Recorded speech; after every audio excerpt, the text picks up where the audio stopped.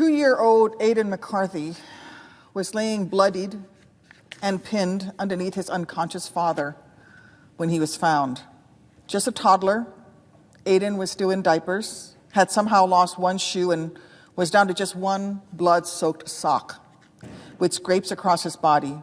It was last Monday, July 4th, and Aiden was rescued from the site of a massacre, from the site of the latest mass shooting that has marred our country and left scarred all those who bore witness to its senseless terror. I was at a nearby parade in Illinois when I heard about the shooting. I rushed to the emergency operations center and was there the moment the police came in and told us that 2 Good Samaritans had found this young boy sheltered under his father's body. When Aiden was rescued, he kept asking for his mom and his dad. But tragically, horribly, we later learned that they were never going to be able to comfort him ever again. Both his mother and father were among the 7 people murdered during that 4th of July parade shooting in Highland Park. Their names were Irina and Kevin McCarthy. And they, like so many of us, had spent that holiday morning eager to take pride in our country, eager to celebrate the freedom and goodness and greatness that has defined our nation since its first breaths on that first July 4th, eager to celebrate America at her best. Instead, they experienced the very worst of it. They saw firsthand what can happen when a sick fealty to the gun lobby is prioritized over American lives, and Aiden is an orphan because of it.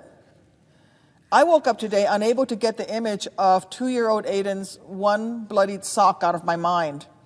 I woke up, as I have every day since that day, unable to stop thinking about his mom or his dad had put on his diaper that morning, just like I've done thousands of times with my own 2 little girls.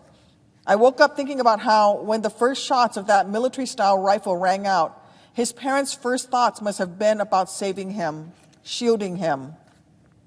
So today I come to the floor to say their names and the names of the 5 other victims, my constituents, who should still be breathing at this very moment but aren't.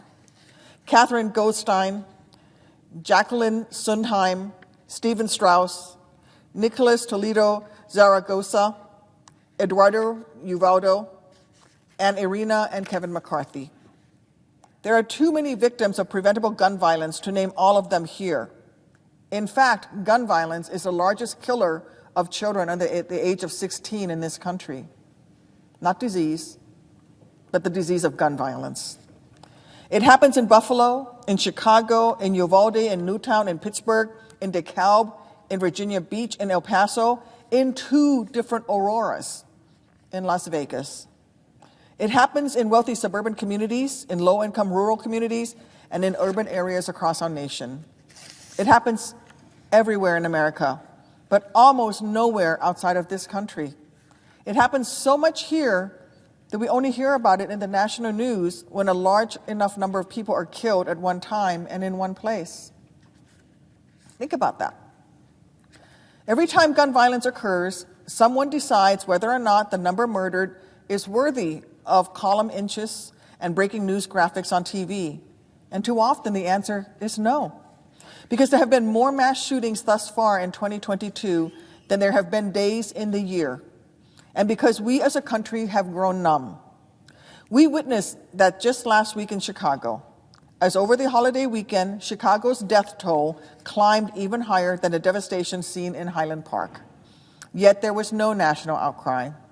In Chicago's communities, gun violence is now viewed as all too common, and kids can no longer be kids. They've all heard too many stories of toddlers in strollers killed by a stray bullet, or parents murdered while picking up their own kids from school. But these everyday gun deaths no longer garner the attention they demand. We've become desensitized, even as elementary schoolers' lives are being stolen and survivors' innocence are lost.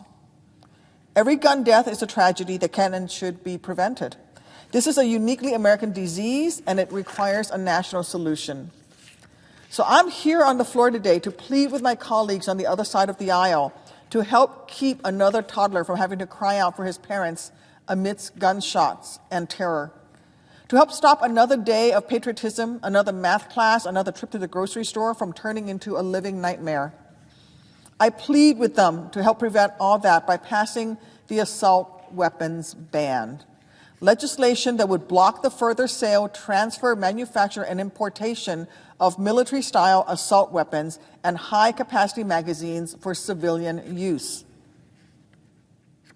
I spent 23 years in the Army, so I recognize a weapon of war when I see one. I know why you would need to use them, the power they wield, and what they can do to a human body. I understand that the M4, the M16, and their civilian variants, known generically as AR-15s, rifles, were designed for the battlefield. From their portability, rapid rates of fire, power, and accuracy to their effective range, these weapons were designed to rip apart the human body so your enemy cannot get back up and fire back at you on the field of combat. These are weapons of the battlefield and have no business being on our streets and in our schools. There's a reason why the parents in Uvalde had to submit DNA to identify their murdered children. These AR-15 style rifles fire small caliber ammunition at a velocity that can easily penetrate many kinds of body armor, even at a distance. So when an unprotected child is shot with an AR-15 at close range, the results are horrific. And as anyone who's ever carried an M4 into combat understands, the American people should not be misled into thinking that AR-15 rifles are safe for our communities, or that a ban on fully automatic machine guns is sufficient to protect our children from the most dangerous weapons of war. Mass shooters are hunting mothers in malls, fathers in theaters, and children in their schools. For that evil purpose, a semi-automatic rifle is the perfect weapon because it is lightweight, portable, and easy to load with high-capacity magazines.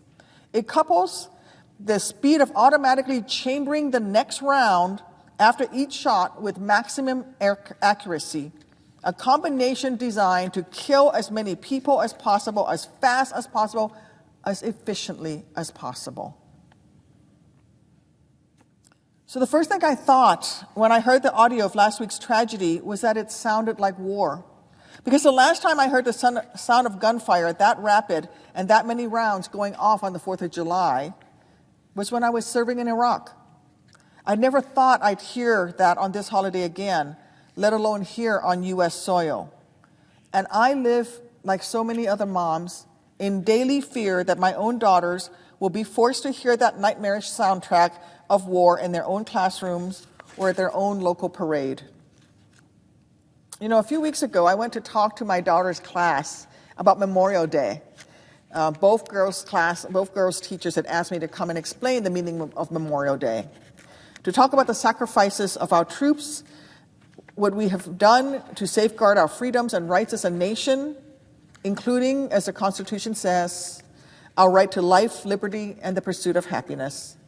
As I was talking, I happened to look outside the window of my older girl's classroom, only to see my younger daughter walking in a line, following behind the other kids in her class, in the middle of a shelter-in-place drill. And I watched as that little row of 3- and 4-year-olds crouched down as small as they could get, and my daughter, with her head against the wall, put her hands over her head, learning to protect herself should there be a mass shooting. She's just 4 years old. And she was already being taught how to survive if someone with a weapon of war comes into the classroom where she's just beginning to learn her ABCs, believing that their right to fire assault rifles matters more than her right to make it to age 5. What I felt was close to horror, and I know other parents have felt the same. I'm far from the only mom who will hug their kids a little tighter while putting them to bed tonight, then spend hours looking up ballistic backpacks to protect my girls in case the worst-case scenario becomes reality. But the horrible truth is, even ballistic backpacks may not stop these rounds. This week alone, hundreds of Illinoisans and survivors from other mass shootings were gathered at the Capitol. These people, mostly moms, are still recovering from major trauma. And they have jobs and childcare responsibilities and no experience lobbying Congress. Yet they made the trip to Washington, D.C. because they know that their children's lives depend on it. And because they're beyond furious at the lack of action to ban these weapons of war that have terrorized all of our communities. What these moms want isn't impossible. It wouldn't even be that difficult if some more folks would just grow a conscience. These parents want us to do better for them, for their kids, for all those in Highland Park last week, and for every person who has so needlessly lost their life to gun violence, whether in a mass shooting or in a tragedy involving a single bullet. The folks at that parade last Monday were there to celebrate life, liberty, and the pursuit of happiness. 7 of them will never be able to do so again. We have to stop this. We have to end this cycle. And we can take a step forward, a step towards doing so right now by getting these weapons of war off our streets and passing this bill immediately. To anyone who says no, to anyone who objects to passing this bill, I want you to know how you can show off taking pride in our country on a holiday, then turn your back on its citizens 1 week later. I want you to say all the names of the ever-growing list of victims of these preventable tragedies. I want you to remember Aiden's pleas for his mom and dad, to think of the sounds of the gunshots that those children in Uvalde heard, to try to fathom the anguish of the parents whose teenagers are gunned down in senseless, everyday violence on our streets. I want you to explain to them why the dollars that you get from the NRA are worth their pain, their tears, their tragedy. Please, I'm asking. Explain how that campaign contribution is worth this endless cycle of blood and death. Explain how your gun lobby fattened campaign funds are worth another parent having to bury their first grader in their favorite pair of Converse sneakers. Or if you don't believe those checks are worth it, if you don't actually value your political self-interest more than those Americans' lives, then please join me in passing this bill. It's that simple. Thank you.